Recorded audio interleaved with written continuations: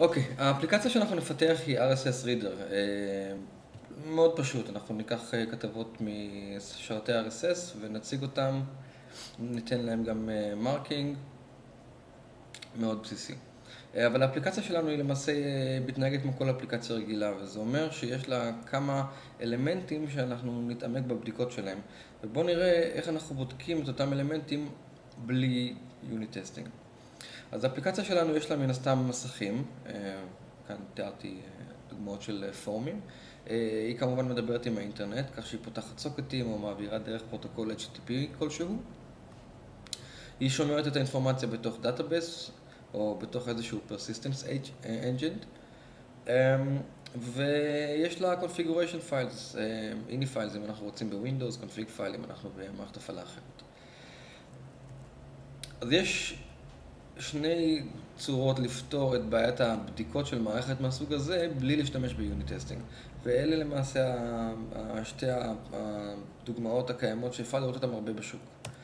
הגרסה הראשונה היא לעטוף את האפליקציה במגוון של כלים שיאפשרו לנו לראות מה קורה במהלך הריצה של האפליקציה שלנו בלי לשנות, בלי לגעת בקוד בעצם. למה אני מתכוון? למשל, האפליקציה שלנו מדברת עם האינטרנט ואנחנו יכולים בעזרת סניפינג טול פשוט להקשיב, לראות איזה ריקווסט אנחנו שולחים מתוך האפליקציה, לאן הוא מגיע, מה מגיע חזרה. בצורה דומה מאוד לזה אפשר לבצע מוניטורינג גם על דאטאבייס. יש היום, כמעט לכל דאטאבייס יש מוניטורינג טולס שמאפשר לדעת איזה שאילתה הוא רוצה, איזה שדות, כמה זמן זה לקח וכו' וכו'. קבצים אפשר להשוות אותם על ידי דיף פשוט בכל מערכת הפעלה. ומסכים, כאן יש את העניין של סקרין סקרייפינג, זאת אחת הטכנולוגיות הכי שימושיות, למרות שהיא מאוד בעייתית ואני מיד אראה למה. אז היתרונות של השיטה הזאת היא, א', יש הרבה כלים, חלקם אפילו חינם, שמאפשרים לנו לעשות את כל הפיצ'רים האלה שדיברנו, סניפינג, מוניטורינג דאטאבייסינג, סקרין סקרייפינג וכו' וכו'. והכלים האלה, כתבו אותם כדי שאנשי בדיקות ישתמשו בהם, לאו דווקא מתכנתים, והם אמורים להיות קלים להתקנה וקלים להרצה, אבל זה לא בדיוק המצב כשמגיעים למציאות. הבעייתיות בשיטה הזאת היא קודם כל כלי כזה דורש איזושהי שפה כשהיא פרופרייטרי אליו, וצריך ללמוד עוד שפות, מה שמקשה על חלק מאנשי הבדיקות. אני טוען שאם הם יודעים בשפה, אז כשכבר ידעו את השפה שהצוות פיתוח מפתח בה. הדבר השני הוא שההתקנה של הכלים האלה היא בכלל לא פשוטה. להתקין IP סניפר זה לא פשוט למי שלא מכיר לינוקס, ולהתקין אותו על PC זה אפילו יותר סיוט. זה לא פשוט. הבעיה השלישית, הזכרתי את זה מקודם, UI סקרייפינג. הסקרייפינג זה טכנולוגיה מעניינת, אבל היא לא כל כך טובה לבדיקות, מכיוון שככל שהקוד שלנו מתקדם, ועשינו שינויים בתוך המסכים שלנו, אנחנו צריכים לחזור חזרה ולבצע סקרייפינג מחדש, כי חלק מהכלים של הסקרייפינג, למשל בודקים באיזה פוזיציה על המסך היה שדה מסוים, ואם הזזנו רק את הסדר של השדות, הטסטים שלנו ייכשלו. אחת הבעיות הגדולות ביותר בכל השיטה הזאת היא העובדה שאנחנו בעצם לא מגיעים לחלקים הפנימיים של האפליקציה, אנחנו בודקים רק מה שאפשר לבדוק דרך המסכים. וזה אומר שאנחנו לא יכולים לקחת חתיכה מהקוד ולבדוק אותה בנפרד, ואני אראה לכם איך עושים את זה ביוניט טסטינג.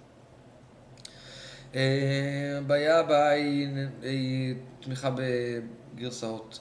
כמו שאמרתי, כשכותבים קוד הוא מתקדם כל הזמן, והעובדה שהבדיקות שלנו מתבצעות במספר כלים, גורם לזה שכדי להתקדם בגרסה אנחנו צריכים להתקדם גם בקוד שלנו, שנניח שהוא שמור בסאבוורז'ן או באיזשהו source control, אבל צריך גם לבדוק מה קורה עם הבדיקות עצמם, אם זה קבצים שצריך לנהל אותם, זה סיוט לא קטן, והאמת לא מומלץ לעבוד בשיטה הזאת. מכיוון שהכלים האלה, כל אחד עובד כשלעצמו, חלקם גם יש להם גוי, קשה לחבר את כל הסיפור הזה ל-Continuous Integration. Continuous Integration זה אחד התפיסות שקיימות בעולם האג'ייל ובאקסטרים פרוגרמינג בפרט, שאומרת שכל פעם אנחנו מחדש בונים את כל הקוד שלנו ומריצים את כל הבדיקות כדי לוודא שהכל בסדר ולא שברנו שום דבר. עכשיו, אם בסביבה כמו שאנחנו הצגנו עכשיו, זה סיפור להרים את הסביבה הזאת, ולהרים אותה במחשבים נפרדים, זה בזבוז של זמן, זה פשוט לא נוח.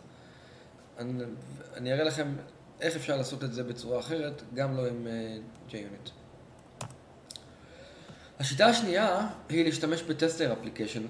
זה דבר שאני רואה הרבה כשאני מבקר חברות תוכנה. יש להם את האפליקציה, אבל בנוסף לאפליקציה, יש להם אפליקציה שהיא אפליקציית בדיקות. היא מכילה חלק גדול מהביזנס לוג'יק. נניח אם זאת אפליקציית .NET, אז ה-DLLים נמצאים בנפרד, והאפליקציה של המשתמשים קוראת להם, ואפליקציית הטסטינג גם כן קוראת להם. הבעיה היא שבעצם מה שיש לנו כאן זה שני אפליקציות נפרדות. יש לנו אולי קוד שהוא משותף, אבל אלה שתי אפליקציות נפרדות. יש להם, לאפליקציית הטסטינג יש מסכים לעצמה, היא משתמשת אולי בקבצי קונפיגוריישן נוספים על הקבצים הרגילים, למרות שיכולה להשתמש באותם. ואנחנו למעשה לא ממש בודקים את האפליקציה הזו, אלא אנחנו יותר בודקים רק את ה-DLLים המשותפים. אבל זאת לא הבעיה היחידה. אז מה היתרונות של השיטה הזאת? היתרון הגדול ביותר זה שבדרך כלל זה מה שיש. כשיש בדיקות אוטומטיות, או בדיקות בכלל, זה מה שאפשר לראות. אחד המתכנתים הלך וכתב באפליקציית טסטינג, והוא משתמש בה כדי לבדוק שהכל בסדר אצלו. ככה הוא מראה ללקוחות שלו שהכל בסדר. מה החסרונות? החסרונות הם רבים. קודם כל, מדובר באפליקציה שפיתח מפתח. ההשלכות הן אחד, כמה זמן בעצם הוא עבד על פיתוח האפליקציה, כמה זמן הוא עבד בעצם על פיתוח הטסטינג טול. מי בכלל מנהל את הטסטינג טול הזה? הרי מדובר בקוד שרץ ונבדק ומותקן וצריך להתייחס אליו וצריך לנהל אותו, והוא בדרך כלל בכלל לא מופיע בלוחות הזמנים, כך שיש פה איזשהו mismatch גדול של טיימינג. ובדומה למצב הקודם, שוב, מדובר באפליקציה נפרדת, שהיא לא אפליקציה שאותה אנחנו מפתחים אותה, ובכל גרסה שאנחנו נוציא, אנחנו צריכים לוודא שגם הטסטינג אפליקיישן רצה יחד איתנו ומתקדמת בגרסאות, או חוזרת בגרסאות, אם אנחנו עושים חזרה בזמן או חזרה לגרסה קודמת. יוניט טסטינג עובד בצורה אחרת. להבדיל מהשתי הצורות הקודמות שבהם הרצנו כל מיני כלים מבחוץ וניסינו לתפוס את האינפורמציה מהמסכים או מהסוקטים או מהקבצים, יוניט טסטינג בעצם רץ מתוך האפליקציה. ולמה אני מתכוון? אנחנו בעצם ניקח לתוך ה-executable שלנו או לתוך ה-jar file שלנו או לתוך ה-Rails application אם אנחנו עובדים ברובי כמו שאנחנו עובדים אצלי כאן. אנחנו בעצם נכניס את הקוד של הבדיקות לתוך האפליקציה, במקרה של .NET זה בעצם יהיה בתוך ה-exe, ואנחנו נוסיף טסטים ופיקסצ'רים שישבו על הפלטפורמה הזאת. ובעצם הלקוח מקבל את הקובץ exe, שבתוכו כבר יש את הטסטים. מה היתרון? היתרון הראשון הוא שעכשיו באמת אפשר לבדוק כל דבר. אנחנו מבצעים את הבדיקות שלנו מתוך הקוד ולא מחוץ לקוד, כך שאם יש לנו קלאס שמבצע איזשהו חישוב, תיאורטית אנחנו מסוגלים להגיע לקלאס הזה, לעשות לו אינסטנציאשן, לקבל את הערך שלו ולהתחיל לשחק איתו ולראות אם הוא עושה מה שאנחנו רוצים. היתרון השני הוא שבצורה כזו של עבודה מאוד קל לחבר את הבדיקות לבילד סייקל שלנו, אם אנחנו מבצעים Continuous Integration. היתרון השלישי הוא שיוניט טסטינג הם די קלות להתקנה. לפני כמה שנים זה היה קצת מורכב לחלק מהשפות, אבל היום זה כבר באמת קל. זה 2-3 DLLים שזורקים לפריימורק או jar files, והרבה מאוד מהשפות בכלל מגיעות עם יוניט טסטינג built in. החסרונות של שימוש ביוניט טסט הם, קודם כל יוניט טסטים נכתבים על ידי developers, הם לא נכתבים על ידי אנשי בדיקות. אני אראה יותר מאוחר כלים שמאפשרים לעבוד באותה צורה, אבל בלי כתיבת קוד ב-Java או ב-C++ או ב-.NET. הבעיה השנייה של עבודה עם יוניט טסטינג זה שה-learning curve, עקומת הלימוד של הנושא הזה היא לא כל כך קלה, מכיוון שבדרך כלל מה שאני ראיתי זה שהמתכנתים פשוט לא מבינים את הקונספט. ובפרזנטציה הזו אנחנו נדבר בעיקר על קונספט. הדבר השלישי הוא שכדי לעבוד עם יוניט טסטינג, אנחנו צריכים שהקוד שלנו יהיה כזה שאפשר לעבוד איתו עם יוניט טסטינג. זאת אומרת, צריך שהקוד יהיה בדיק. למה אני מתכוון? יוניט טסטינג, לפי השם, אתם מבינים שאני בעצם מדבר על בדיקות של יוניט, של משהו שהוא יחסית קטן. אפליקציה זה לא יוניט, קלאס זה יוניט. עכשיו, אם הקוד שלנו הוא כזה שאפשר לקחת קלאס ולעשות לו new ולהתחיל לשחק איתו, אז פרפקט, זה מצוין ליוניט טסטינג. אבל מה שאני בדרך כלל רואה באפליקציות שהן כבר גדולות, זה שהרבה פעמים יש קלאסים שקשורים לקלאסים אחרים וקשה לבדוק קלאס אחד, וצריך להרים אשכול שלם של קלאסים ולבדוק את כולו ביחד. הדבר הזה נקרא טסטינג סמל או קוד סמל, ואני אדבר על זה בהרצאה אחרת, שבה אני מדבר על בעיות בבדיקות אוטומטיות.